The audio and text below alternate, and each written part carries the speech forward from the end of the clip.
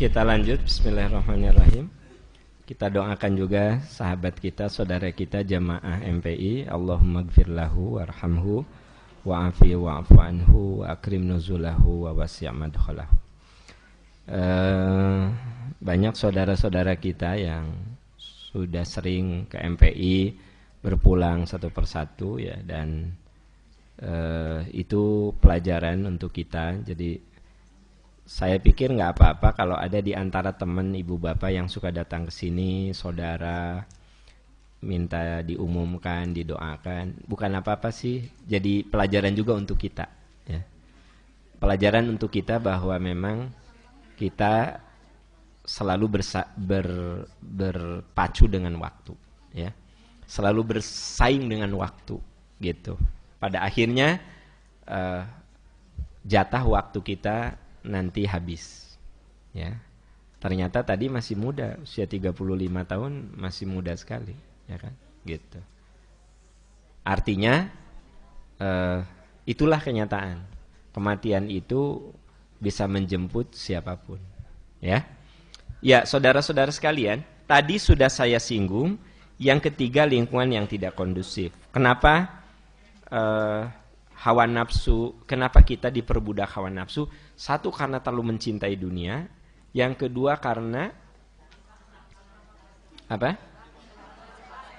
Terjebak pada perangkap setan. Yang ketiga, lingkungan yang tidak kondusif ya. Nah, yang keempat, jiwa yang gersang dari pembinaan ruhiyah. Jiwa yang gersang dari pembinaan ruhiyah ya. Jiwa yang gersang dari pembinaan ruhiyah. Begini ibu bapak sekalian, sahabat-sahabat sekalian, sebenarnya penentu yang ada pada diri kita seperti yang saya singgung dari 5 unsur tadi ya, ada akal, ada basiroh, ada hawa, ada syahwat, ada kolbu. Si penentunya itu kolbu, penentu. Makanya Imam Ghazali mengatakan kolbu itu panglima raga. Panglimanya itu kolbu. Akal bisa ditundukkan dengan kolbu, gitu. Syahwat bisa ditundukkan dengan kolbu kalau kolbunya powerful, punya kekuatan penuh. Tapi kalau kolbunya itu lemah, dia bisa dikalahkan oleh syahwat, dia bisa dikalahkan oleh hawa, dia bisa dikalahkan oleh akal ya. Tetapi ketika kolbunya powerful, punya kekuatan yang dahsyat, maka dia akan bisa mempengaruhi apapun juga.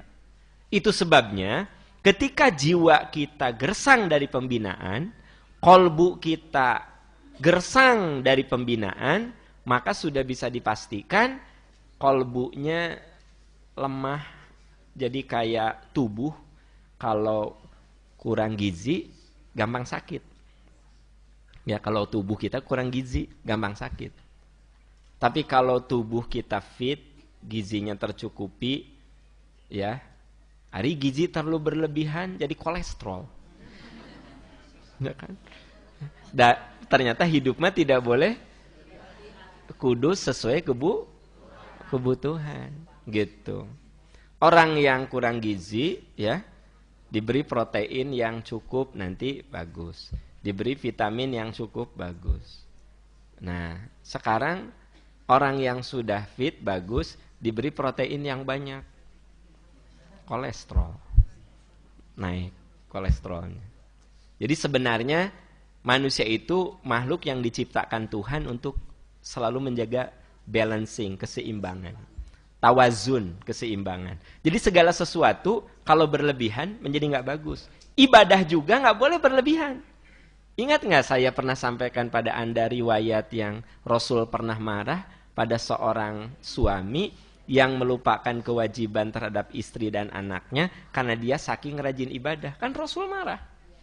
Si suami itu nggak pernah menyentuh istrinya karena sholat terus, nggak pernah cari nafkah, dawirid terus. Ya kan? Sampai Rasul mengatakan, kamu tahu nggak, saya orang yang lebih takwa dari kamu. Malam aku ada tidur. Siang aku nggak pernah berpuasa kecuali Ramadan. Tidak pernah berpuasa tiap hari kecuali Ramadan. Kalau kamu mau saum tiap hari, maksimal tuh Daud. Sehari saum, sehari berbuka. Nah, jadi hidup itu memang yang diperlukan tawazun, keseimbangan. Keseimbangan. Makanya saya nulis di Twitter saya, ibadah terindah dan terbaik bagi seorang suami adalah memberi nafkah yang halal kepada anak dan istrinya. Rezeki tidak akan turun ketika dia wirid di atas sajadah. Rezeki akan turun ketika dia memeras keringat untuk bekerja. Itu di Twitter saya tulis. Makanya Anda harus punya Twitter saya @aamamiruddin. Apa? @aamamiruddin. Lumayan lah. Minimal menginsafkan. Jadi ternyata bapak-bapak, wirid zikir terindah bagi seorang lelaki bukan duduk di sajadah ngangkat tangan. Tapi Anda keluar rumah, bekerja keras, cari nafkah, istri dan anak, gitu. Nah itu wirid terbaik Anda. Bukan berarti tidak boleh wirid di sajadah. Wirid di sajadah mah itu hanya bagian kecil dari wirid besar. Dari zikir besar. Nah memang bagi yang lemah iman nih omongan saya susah dicerna juga. Susah dicerna. Ya kan? Gitu. Ya. Dengar adik-adik mahasiswa, zikir terhebat Anda adalah Anda segera menyelesaikan kuliah Anda tepat waktu, membuat orang tua Anda bangga dan bahagia dengan prestasi Anda. Itu zikir terhebat Anda. Ya, kan ayah mahasiswa ya, kuliah di masjid, wirid, ya, ngitung tasbih. Subhanallah, subhanallah, subhanallah, subhanallah, subhanallah, subhanallah. Kuliah teu asup. Teu asup. Kenapa kamu nggak masuk? Ingat kepada Allah jauh lebih bagus daripada belajar statistik. Apa itu statistik, ilmu barat gitu. Loh, kalau Anda kuliah ada materi kuliah statistik, ambil statistik. Anda kuliah ada pelajaran bahasa Indonesia, ambil bahasa Indonesia. Ya. Atuh Pak, cenah saya daripada saya ikut materi kuliah bahasa Indonesia, mendingan saya mengapalin Quran. Atuh tong ambil jurusan umum, ambil tahfidz Quran. Atuh hari kamu, hari kuliah di ya Fakultas Ekonomi, hari cita-cita hafid, atuh teu arah pisan atuh. Ya, lamun ek jadi hafid, ambil di tahfidz Quran, lin kuliah di ekonomi atuh. Teu nyara rambung eta teh. Nah, jadi artinya nih bagi adik-adik mahasiswa, zikir terhebat Anda adalah Anda segera menyelesaikan kuliah. Kenapa? Tak ada orang tua yang sedih kalau anak itu cepat selesai kuliahnya. Nggak ada orang tua yang ini, paham saya teh sedih. Naon Bu? Anak saya gerak. Ya. 3 tahun setengah geus S1 beres, gerak kamari teh tos sidang. Sedih, saya teh paham sedih. Nggak ada. Yang ada adalah Pak, doakan anak saya 8 tahun gerak S1 can beres Pak, ya Allah. Eta rerencangan nama Pak Aamnya tos aya nu damel di dieu, damel di ditu, damel. Ya pun anak mah, jeung pun anak teh bangga ke adik angkatan tuh, saya paling senior di sini. Nah, ini ya, saya itu saudara-saudara ke adik angkatan ya, ini kan usung ospek kan, mana bangga selalu panghareupna. Saya paling senior di fakultas ini, ya kan gitu. Teman-teman saya sekarang banyak yang sudah lulus, mereka tidak setia dengan universitas ini. Ya butut gitu teh. Nah, jadi maksud saya adalah apa? Jiwa itu kalau tidak diasah itu bisa gersang. Teman-teman, kenapa ayat yang turun kepada Rasul itu bertahap? Jadi Anda perlu tahu, kalau Injil, Taurat, Zabur itu turunnya sekaligus. Injil itu langsung sekaligus, blep semua. Taurat semua. Zabur semua. Quran mah enggak. Selama 23 tahun bertahap. Dari mulai 17 Ramadan ya sampai dengan bulan haji tahun ke-11 Hijrah. Gitu. Anda bisa bayangkan 23 tahun itu bukan waktu sebentar. Orang-orang bertanya, kenapa Quran yang turun kepada Muhammad itu, orang-orang kafir mengatakan dia melakukan studi komparatif ya. Kenapa? Perbandingan maksudnya. Dia membandingkan Injil dan Zabur, Taurat, studi komparatif. Ya. Jadi dia membandingkan, ya kan? Kenapa Taurat, Injil, Zabur mas sekaligus, ari Quran enggak? Kenapa sih Quran teh kok kayak gini? Apa? Kadzalika linutsabbita bihi fuadaka. Emang Quran itu turun bertahap supaya hatimu teguh. Jadi sayang, ibu bapak tercinta, ternyata supaya hati kita tidak gersang, kita kudu rajin baca Quran step by step, bertahap. Makanya kan tidak dianjurkan Quran tamat sehari 30 juz. Tong seserian, tidak dianjurkan. Ya. Ya. Maka yang ideal one day one juz apel, juz melon, juz sirsak. Kan saya lebih suka jusnya ya, hari Anda mah one day one juz Quran, hari saya mah one day one juz apel. One day one juz melon, one day one juz watermelon. Nah, itu kadang-kadang saya teh malu sama Anda teh. Itu kadang-kadang ya kan Anda mah one day one juz. Sebenarnya one day one juz udah cukup karena 1 bulan 30 juz itu udah oke gitu. Tapi kalau Anda terlalu cepat juga nggak bagus. Ada seorang sahabat yang mengatakan, ya Rasulullah, saya mampu ya dalam 1 hari itu 30 juz. Kata Nabi, itu terlalu banyak. Maksimal dalam seminggu itu satu maksimal gitu. Jadi idealnya itu 1 hari 1 juz berarti 30 juz. Kenapa sih? Supaya hati kita dibina bertahap. Karena yang namanya manusia itu perubahannya bertahap, segala sesuatu harus bertahap. Dan kebertahapan itu membuat manusia tidak merasa lelah dan tidak terasa, begitu, ya.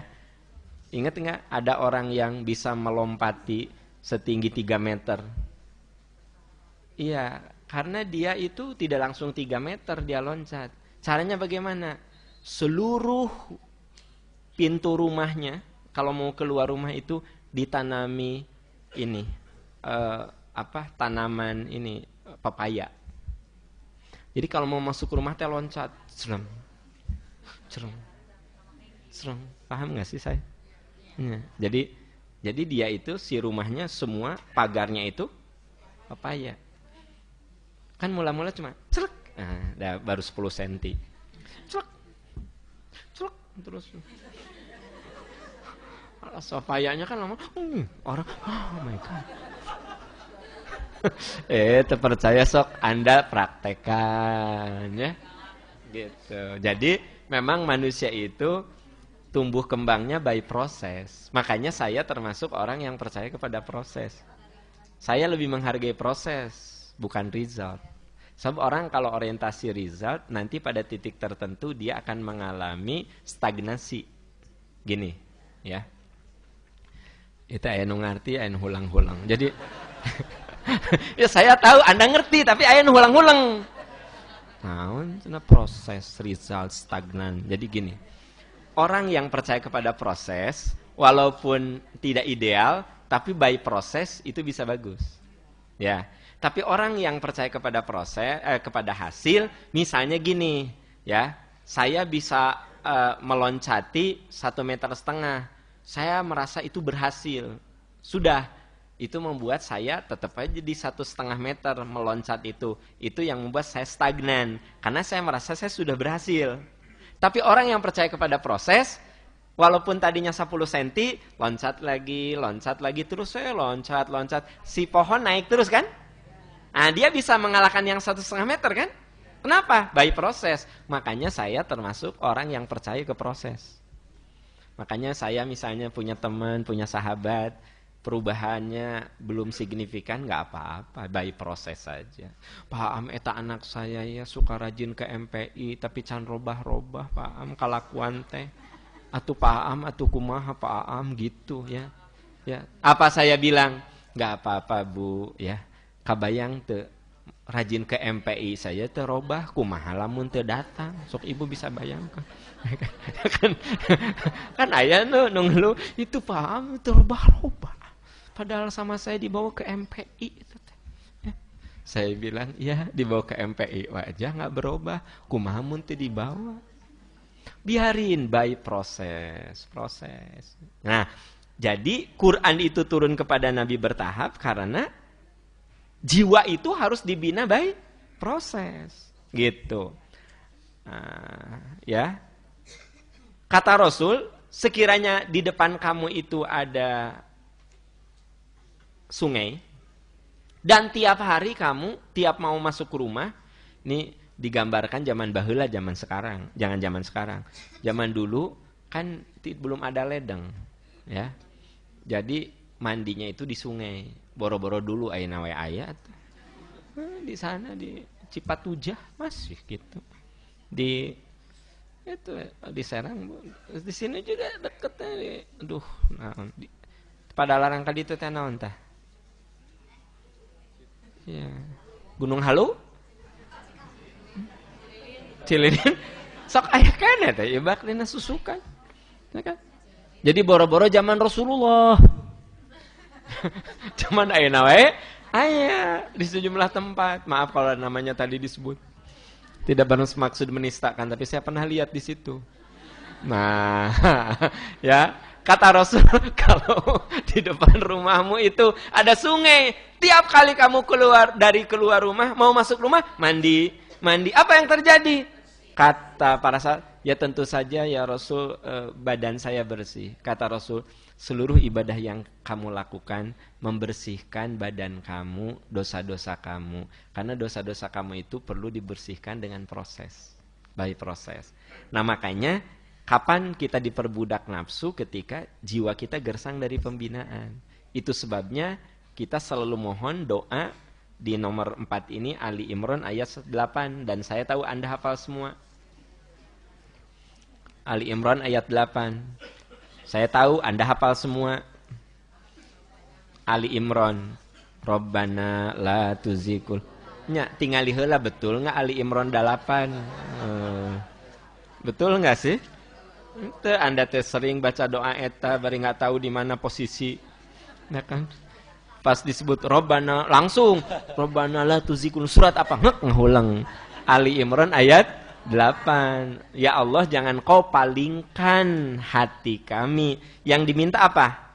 Hati. Jangan sampai hati ini berpaling dari jalan yang lurus setelah kau memberikan hidayah. Jadi kita mohon sama Allah, kolbu kita tidak berpaling dari keburukan. Tidak berpaling dari kebenaran. Jangan sampai hati kita berpaling pada keburukan. Ya Allah, bimbing. Nah, kenapa? Begitu hati kita terbimbing, ruhani kita terbimbing, maka ya insya Allah kita tidak akan diperbudak hawa nafsu. Karena hati kita terbimbing. Begitu rekan-rekan.